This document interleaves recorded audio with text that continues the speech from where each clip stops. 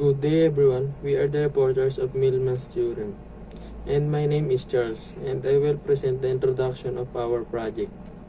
When solving a circuit problem, the network analysis or theorem that someone will use should be examined to avoid excessive computation or errors.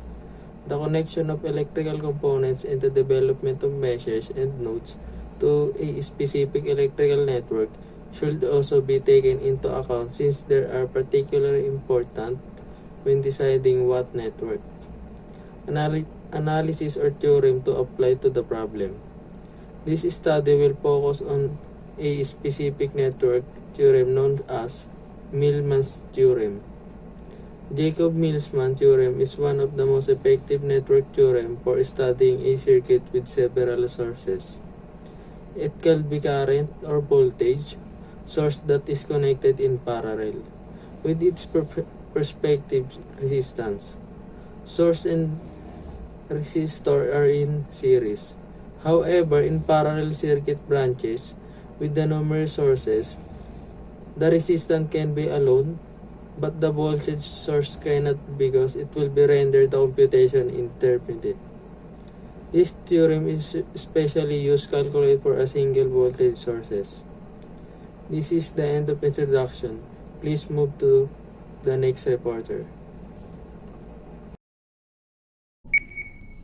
So good day everyone, I am Alexander Dean Mamba and I will discuss about the circuit diagrams as well as the values for resistances, currents, and voltages. So first I will enumerate first the values for the resistances and voltage sources. So R1 is 15, R2 is 20, R3 is 10, R4 is 10, R5 is 60. Then we have the voltage sources here. VS1 is 10, VS2 is VS6, VS3 is 2, VS4 is 5. So to calculate for the voltages, we need to put a voltmeter here in parallel with the circuit. So in our manual calculations, we also get 6.47 volts. And for the resistances, so to calculate for the resistances for the DC analysis, we need to remove the voltages in the circuit to prevent short circuit. So in our manual calculations, we also get 4.08 ohms. And to calculate for the current, we need to put ammeter in series with the circuit resistances. So we get the following currents here. And Good day everyone. So I will be discussing the calculation and results and discussion for the Millman's theorem. So we have here our circuit diagram. So in the first circuit diagram, this is the original one. And we want this circuit to be more simplified. So what are we going to do? So as you have observed in first and second branch, we have a 2 resistors and 2 voltage source. And we want that to be simplified. So we will just add it up because it is a series connection. So we have here our second diagram, and as you have observed, we have here 35 ohms and 8 volts voltage source in second branch. So we got that value by just adding the first and second resistor and the 6 volt voltage source and 2 volt voltage source. And hindi pa doon nagtatapos yung lahat. We want this circuit to be more simplified. So papaano? So we want to form a series connection to find the current and voltage drop in our load. So this is our goal, to have a series connection to our load. So first, we need to obtain the or we need to have a single voltage source. So papaano yun? So dito na natin a-apply yung Millman's theorem. So according to Millman's theorem, to have a single voltage source, we have to sum the current and sum the conductance, and we know that the current is equal to voltage over resistance, and the conductance is 1 over R. So we will now apply the Millman's theorem. So maglalagay lang tayo ng mga values. So V sub M is equals to 10 over 35 plus 8 over 10. Tama ba? 8 over 10? Yes. Plus 5 over 10. So, plus 0 over 60 over yung mga conductance. So, ito muna pala. So, bakit siya naging 0 over 60? Because in that branch, there is no voltage source. That's why we consider that the voltage is 0. So, let's go to the conductance. So, conductance is just 1 over 35 plus 1 over 10 plus 1 over 10 plus 1 over 60. So, now we can calculate for the equivalent voltage of this circuit. So, the volt, or basically the equivalent voltage, is equals to 6.47 volts. So that's it.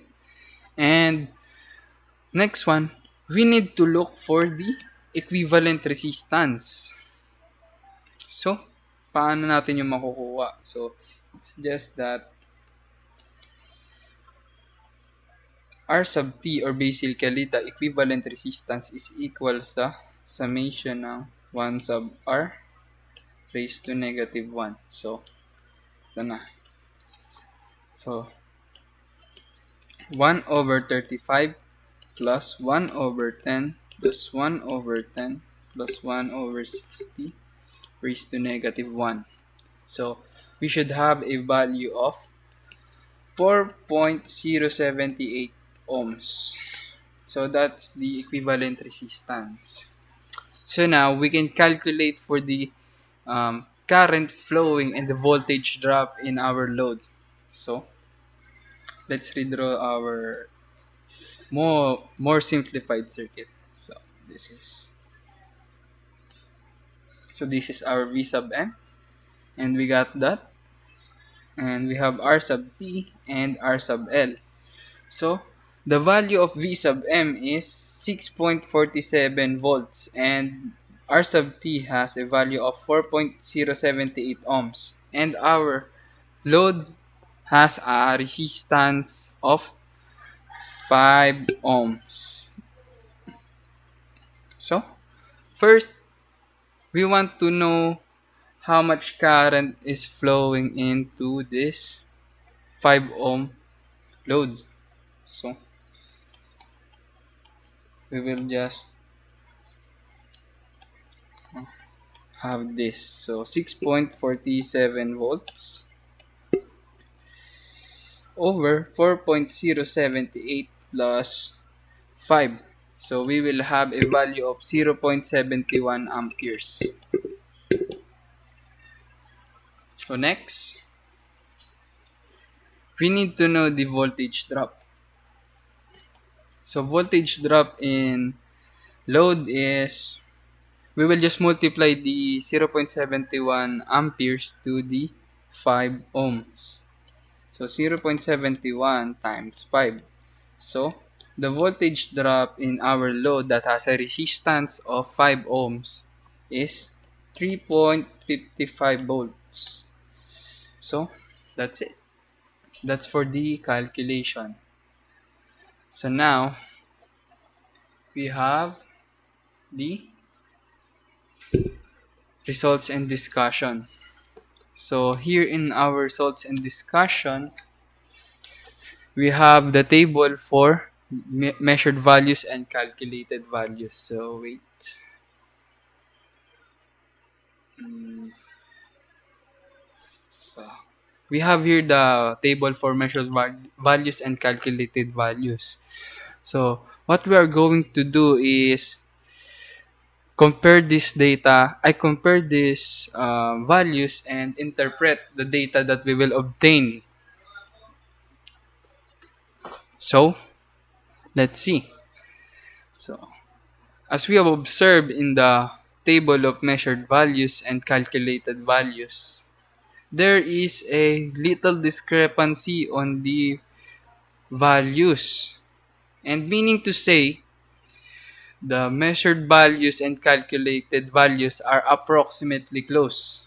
And with that interpretation of data, we can use it to have a conclusion, or magagamit natin siya to prove the Millman's theorem, or basically ma-verify kung talagang gumagana ba talaga to. So that's it for the calculation and results and discussion. Summary of the project. So our group received the Millman's theorem. In this project, our group was trying to prove the legitimacy of the Millman's theorem in a circuit that has a multiple voltage sources that are connected in parallel together with the respective resistance. To prove the legitimacy of Millman's theorem, our group created a circuit applicable to the specified network theorem that is composed of 4 meshes, 4 independent voltage sources, and 6 resistors. Our group simulated the formed circuit and created an open circuit in the fifth branch and short-circuited the voltage sources so that the single voltage of the circuit and the equivalent resistance can be measured. Also, the voltage drop and current flowing through the 5th ohm resistor can now be obtained. After simulating the circuit, our group calculated for the single voltage of circuit by means of applying the Millman's theorem. And also, in determining the equivalent resistance and current flowing and voltage drop in 5 ohm resistor, we use the Millman's theorem. Our group compared the data that we gathered from the measured and calculated values to justify our answers. In our conclusion, the group is attempting to prove that Millman's theorem is correct by completing the project. To determine the circuit's single voltage in a certain sort of electrical network, the group employed approaches to produce data that they needed to accomplish the objectives, such as using a circuit simulation to measure parameters and utilizing Millman's theorem to calculate parameters. As a result, the measured and the calculated values we gathered, and it was discovered that the two results had a minor disparity on the parameters.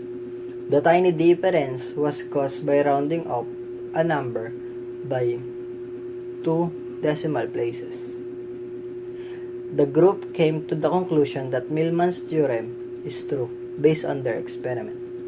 Operating properly in a circuit, including voltage sources linked in the parallel, as well as the various resistance. And that's all. Thank you.